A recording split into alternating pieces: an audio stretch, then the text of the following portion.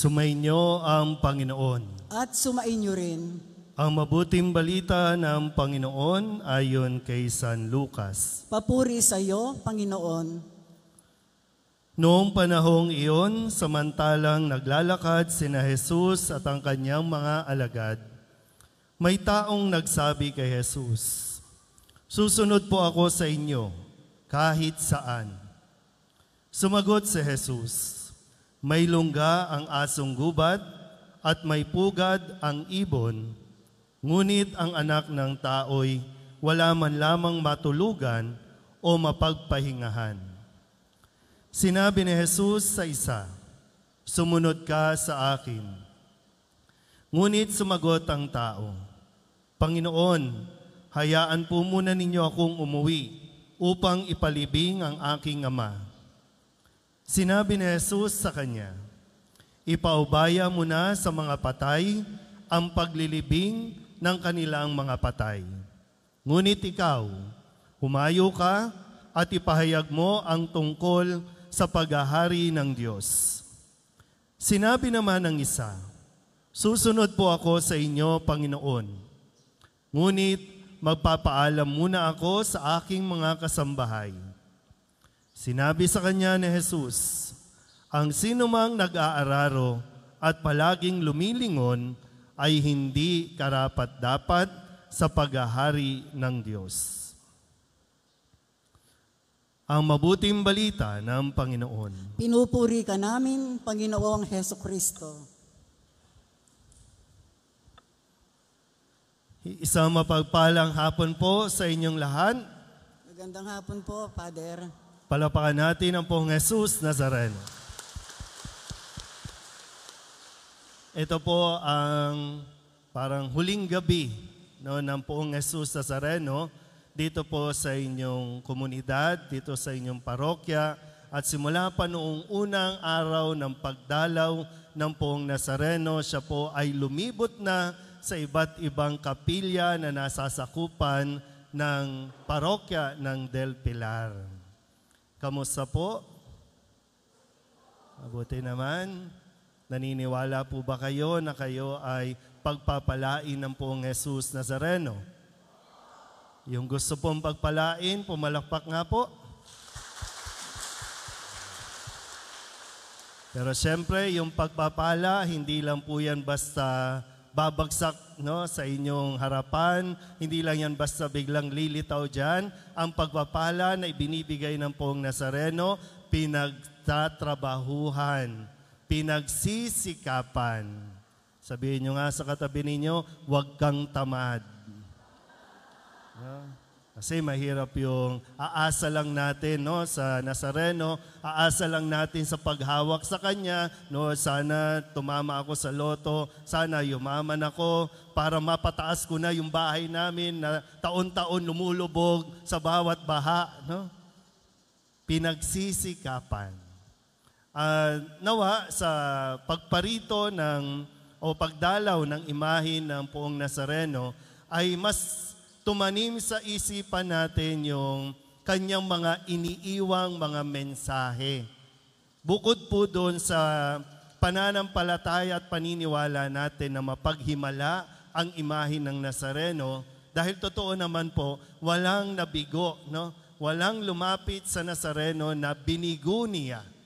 Pwedeng nagtatagal lang ang sagot sa hinihingi mo, ipinagdarasal mo, pero walang nabigong lumapit sa Nazareno, lalo tigit taglay mo ang pananampalataya. Pero doon nga po, importante, maalala mo at huwag mong kakalimutan yung mensahe na iniiwan niya at ibinibigay niya sa atin sa bawat araw na kanya pong pamamalagi dito. Tingnan po natin, para sa araw na ito, sabihin nyo nga po ulit sa katabi ninyo, tinatawag ka ng Nazareno. Tinatawag ka pa lang, ha? Hindi ka pa kukunin ng Nazareno, ha? Tinatawag, magkaiba yung kukunin ka na ng Nazareno. Doon sa tinatawag ka ng Nazareno, ibig sabihin, tinatawag ka, mayroon siyang ipapagawa sa iyo. Mayroon ka pang misyon. Gaya nga ng narinig natin sa Ebanghelyo, sabi niya doon, no, meron siyang mga tinawag na sumunod ka sa akin. Pero sabi nung isa, teka po muna, ililibing ko lang yung aking patay. Yung pangalawa naman, sabi ni Jesus, sumunod ka sa akin. Pero ang sabi niya, teka, uwi muna ako, magpapaalam ako sa amin. So, ano bang pwede natin mas makuha dito, no? Kasi ang bawat isa sa atin, anuman ang ginagampanan natin sa simbahang ito, lahat tayo ay tinawag at patuloy na tinatawag ng Diyos. Hindi ko alam kung ano ang sa inyo, pero ang malinaw, bawat isa sa atin ay mayroong gawain, mayroong misyon na dapat nating simulan. Pero katulad ba ng mga tinawag sa Ebanghelyo, ano ang dahilan mo para magpaliban? Para sabihin, para bang, ano ang mga nagiging dahilan o nagiging hadlang para sabihin mo, yes Lord, sige po, susunod ako ngayon na.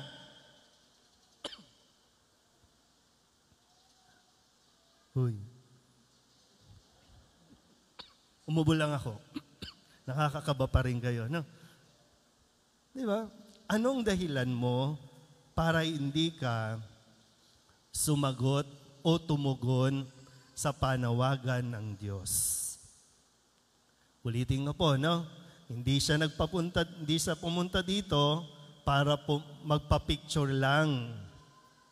Hindi siya pumunta dito para himasin. Nagpunta siya dito kasi iniimbitahan ka, inaanyayahan ka, tinatawag ka ng Nazareno. O pwede sigurong tinatawag ka ng Nazareno para maglingkod sa bayan. Tinatawag ka ng Nazareno para maging mabuting asawa. Tinatawag ka ng Nazareno para maging mabuting anak. Tinatawag ka ng Nazareno para maging madre. Tinatawag ka ng Nazareno para maging pari. O kaya maging lay minister. Maging lektor, maging choir. Tinatawag ka, pero ano ang dahilan mo na nagiging hadlang para tumugon ka sa Diyos? Kasi mahirap naman, bakit ka ba nandito? Kasi may hinihingi ka na naman sa Diyos? May ipinagdarasal ka na naman na gusto mong ibigay sa iyo ng Diyos? Ang buhay ng tao, hindi lang tungkol sa hinihingi mo sa Diyos, kundi kung ano ang nais ng Diyos na ibigay mo para sa Kanya, para sa gawain ng paglilingkod. Malinaw po ba? Sigurado? Habaan ko pa. Kaya tingnan natin, no? Ipinagdiriwang natin ngayon at ginugunita natin ang kapistahan ni San Francisco ng Assisi. Si San Francisco ay mula sa mayamang pamilya. Solong anak yan. So, ibig sabihin, tagapagmana ng kanilang, yung business ng kanilang pamilya. Namuhay ng marangya, sagana. Maraming babae kung tutuusin. Kasi talagang may pera eh. Guwapo pa. Pero narinig ang tawag ng Diyos. At ano ang ginawa? Ano ba yung humahadlang sa kanya para tuluyan niyang maibigay ang kanyang sarili? Lahat ng material na bagay na mayroon siya, ibinigay niya, iginibap niya. Yung mga attachments niya na inaakala niyang makakapagdulot ng saya sa kanya, lahat yun tinanggal niya. Kasi yun yung makakapagbigay ng liwanag. Talagang nagliwanag sa paligid. Biruin niyo yun, no? Yung inaakala ni San Francisco na makakapagpasaya sa kanya, yun pala, na kapag tinanggal niya, yun ang mas magpapalinaw ng kanyang isipan para makasunod kay Kristo na tinatawag siya.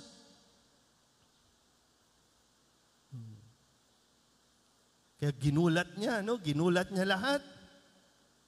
Kasi ultimong damit niya, nang hingi ng tatay niya, kasi ayaw siyang payagan, Pero hiningi ng tatay, pati ang suot mo, akin yan. Pero dahil mas pinili niya sumunod sa Diyos, kaya hinubad niya ang lahat. As in, literal, hubad na siya nang umalis doon sa lugar nila. Pero malinaw sa kanya, masaya siya, malaya na siya. Malaya siya sa mga, malaya siya sa mga material na bagay o kaya mga makamundong bagay. Kaya tingnan ninyo, no? Isipin nyo rin, no? Yung inaakala natin nagpapasaya sa atin, yun ang nagiging dahilan ng kalungkutan ng buhay natin. Si Apong Pilar, ang mahal na Birhen Maria, tinawag din ng Diyos. Nung tinawag siya, ang tugon lang niya, ako'y alipin ng Panginoon. Mangyari sa akin ang ayon sa iyong wika. Kung tutusin, si Maria may sariling plano na sa buhay. Ikakasal na nga yan, di ba? May plano na siya. Pero tinawag siya ng Diyos, ipinaalam sa kanya ang plano ng Diyos para sa kanya. Tandaan niyo po, mas maganda ang plano ng Diyos kesa sa plano ng tao. Hindi po masama na mangarap, hindi masamang magplano, pero dapat lagi rin tayong bukas sa panawagan ng Diyos na sumunod sa kanyang plano. Magugulat ka talagang, gugulatin tayo ng Diyos kung matututo tayong tumugon sa kanyang panawagan. Iba sa inyo, hindi ko alam, no? Yung plano mag-abroad, plano na makagraduate, kung ano man yan, tuloy mo lang yan. Pero kapag isang araw, narinig mo ang tawag ng Diyos, hilingin mo na magkaroon ka ng lakas ng loob. Katulad ni San Francisco na Assisi, katulad ni Apong Pilar, na hindi na nag-atubili. Lord, kung ito ang plano mo, kung ito ang gusto mo, yan ang masusunod. Kaya nga, alipin lang tayo. Susunod lang tayo. Hindi ang Diyos ang pasusunurin natin sa gusto natin, kundi tayo ang susunod sa Kanya. Yan ang mga halimbawa na binibigay sa atin ngayong araw na ito. Sabihin nyo nga ulit sa katabi ninyo, matuto kang sumunod. Baka kasi mamaya, tingnan nyo rin, no? Baka ipinipilit mo lang talaga yung gusto mo. Pero kailangan mo din itanong, Lord, ito ba ang gusto mo? Baka kasi pinipilit natin yung atin. Malalaman mo rin naman yan. Kapag pinipilit mo yung iyo, hindi ka nagiging masaya. Na may mga pagkakataong kahit nakuha mo na yung gusto mo na inaakala mong ibinigay na ng Diyos sa iyo, pero hindi mo nakukuhang maging masaya, hindi mo nakukuhang maging kontento, baka hindi yan talaga yung plano ng Diyos sa iyo. Sabihin nyo nga ulit sa katabi ninyo, may mas magandang plano ang Diyos sa iyo. Yeah. Sana po, no? Sa pagdiriwang natin ng kapistahan, no, ng mahal na Birhen ng Del Pilar, sana po talagang pag lumalapit tayo sa Poong Nazareno, no, kay Jesus, kapag tinatanggap natin siya sa banal na Eucharistia, talagang katulad niya, masabi natin, Lord, alipin mo lang ako, turuan mo akong sumunod sa iyo. Amen?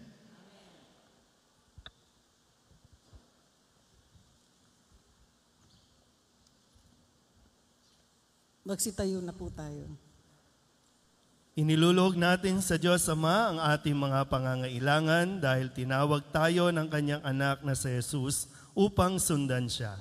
Manalangin tayo ng may pananalig para sa biyaya na tanggapin ang pagtawag na ito. Ang ating pong itutugon, Panginoon, dinggin mo ang aming panalangin. Panginoon, dinggin mo ang aming panalangin. ang mga pinuno ng simbahan at lahat ng nagpapayag ng salita ng Diyos, naway masigasig na magpatuloy sa kanilang pagsunod kay Kristo. Manalangin tayo sa Panginoon. Panginoon, dinggin mo ang aming panalangin. Ang ating komunidad, naway mapanibago sa araw-araw sa pamamagitan ng pananampalataya sa salita ng Diyos na tumatawag sa atin sa mas maganda at mabuting buhay. Manalangin tayo sa Panginoon. Panginoon, dinggin mo ang aming panalangin. Yaong mga nawalan na ng pag-asa dahil sa mga kasalanan, naway mapagtanto na kasama nating naglalakbay ang ating Panginoon at tinutulungan tayo sa pagpasan ng ating